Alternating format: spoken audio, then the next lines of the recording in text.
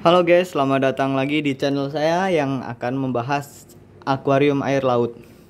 Oke, di video kali ini aku mau update lagi ya untuk tank saya yang terbaru. Ini masih masa cycling.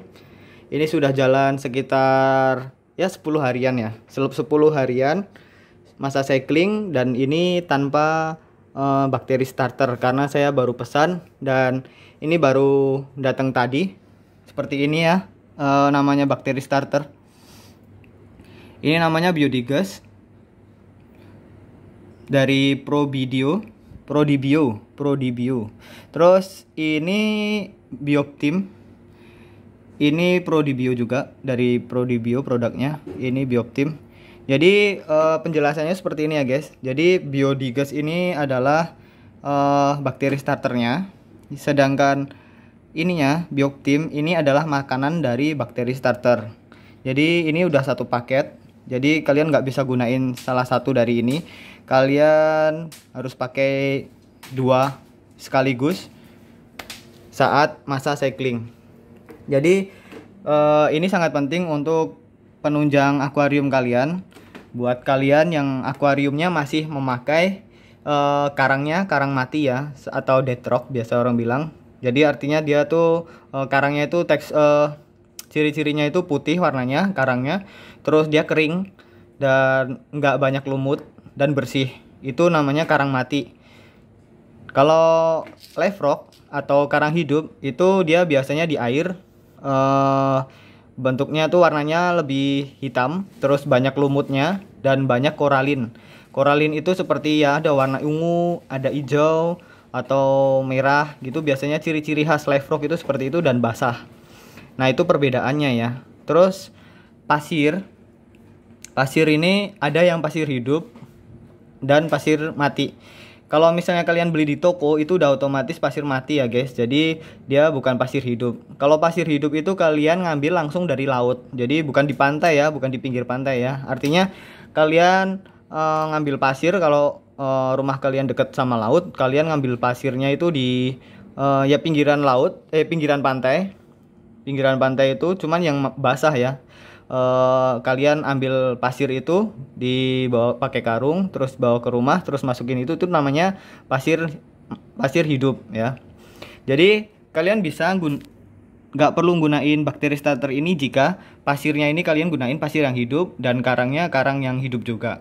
Jadi kalian nggak perlu masukin ini.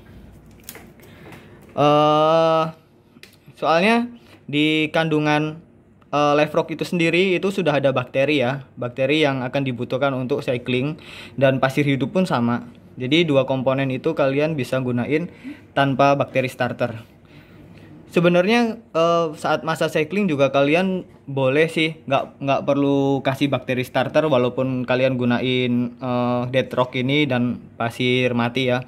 Cuman itu akan sangat lama dan memakan waktu yang lama, mungkin sekitar 2 atau 3 bulan itu baru jadi bakterinya ya di dalam tank kita. Karena yang akan kita tuju untuk bikin akuarium air laut itu adalah siklus nitrogen. Jadi nitrogen itu kan dari hasil ada bakteri pengurai dari aerob dan anaerob. Nah, sedangkan kalau misalnya karang kalian mati, pasir kalian mati, otomatis bakteri aerob itu muncul hanya dari air laut saja. Cuman itu nggak akan bisa ya. Makanya perlulah seperti ini, perlu bakteri starter seperti ini. Oke, ini adalah penjelasan singkat dari apa itu bakteri starter dan wajib nggak sih dipakai untuk akuarium laut. Kalau menurut saya ini wajib ya, karena ini untuk mempercepat masa cycling. Jadi ketika kalian masukkan ini akan bakteri aerob ini dia akan berkembang selama 14 hari, dan setelah 14 hari itu dia akan jadi siklus nitrogen di dalam akuarium laut kita. Nah, itulah kenapa kok pelihara akuarium laut itu kalian membutuhkan waktu yang lama di awal, karena ya untuk membuat siklus nitrogen itu. Jadi siklus nitrogen itu sangat penting buat biota kita nanti ya. Jadi kalian bisa sih sebenarnya nggak perlu cycling, nggak apa-apa. Cuman kalian harus perlu ganti air laut setiap hari, atau sekitar 2 hari sekali. Kan itu sangat merepotkan banget. Karena biota seperti ikan dan koral itu sangat sensitif ya. Dia sangat membutuhkan nutrisi untuk hidup dia di akuarium kita. Nah, nutrisi itu dihasilkan dari air laut. Sedangkan kalau misalnya kita nggak pernah ganti air laut ya, minimal kalau misalnya tanpa cycling nih ya, minimal 2 hari sekali kalian nggak ganti air laut, itu otomatis nutrisi yang dari kandungan air laut itu akan hilang. Nah, kenapa kok pentingnya kita untuk cycling? Karena kita untuk meminimalisir ganti air laut itu dalam jangka waktu yang harus cepat. Makanya kita perlu seperti ini. Keribetan untuk pelihara akuarium laut itu ya hanya untuk gimana caranya kita menciptakan nitrogen atau bakteri aerob itu urutannya ya, seperti yang sudah saya jelaskan kemarin. Jadi untuk biar ikan di dalam akuarium laut kita itu tetap sehat dan air ini tetap terjaga. Oke, seperti itu aja. Jadi penjelasan dari bakteri starter ini sudah cukup dipahamin ya. Jadi wajib atau enggak kalian gunain bakteri starter saat cycling? Aku bilang wajib, karena pasti kalian pengen lebih cepat untuk segera memasukkan biota di dalam tank kalian. Oke, jadi sekarang ini saya akan memasukkan, caranya seperti ini ya. Bisa kalian lihat di sini dipotel dulu ya. Ini kan ada 2 sisi. Ini dipatahin dulu satu. Nah, setelah udah patah, ini kan sudah patah.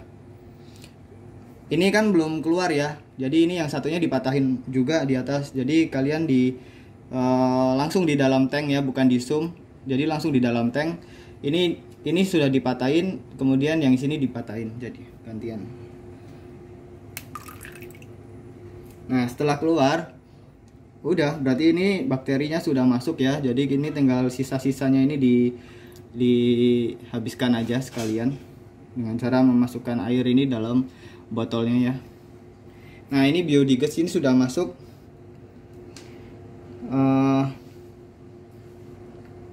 Untuk bioptim ini mungkin akan saya masukkan sekitar 2 atau 3 harian. Karena apa? Untuk bakteri dari biodigas ini biar dia jadi dulu di dalam tank. Jadi untuk bioptim ini, karena ini makanannya dari bakteri, biarkan bakteri ini ada dulu di tank kita. Nanti setelah mungkin 1 hari atau 2 hari ini bakal saya masukkan. Jadi seperti itu aja. Dan ini sudah saya masukkan bakteri starter setelah cycling selama 10 hari ya, tanpa bakteri starter. Jadi mungkin saya akan menunggu sampai 21 hari dari sekarang. Kita lihat perkembangannya. Karena 10 hari cycling tanpa bakteri starter saja sudah menciptakan banyak lumut ya, seperti ini lumut alga itu yang coklat. Dan ada itu namanya apa sih, gelembung udara nempel di situ. Itu indikasi bahwa bakteri itu sudah mulai berkembang dia di dalam tank saya. Dan ini sekarang ditambah lagi dengan tambahan bakteri starter dari biodigas. Seperti itu ya guys. Dan untuk sirkulasi akuarium saya sendiri, saya akan tunjukkan seperti apa urutan dari sump atau filter di dalam tank saya. Jadi ini tank saya memakai filter belakang seperti ini guys. Nah, seperti ini ya.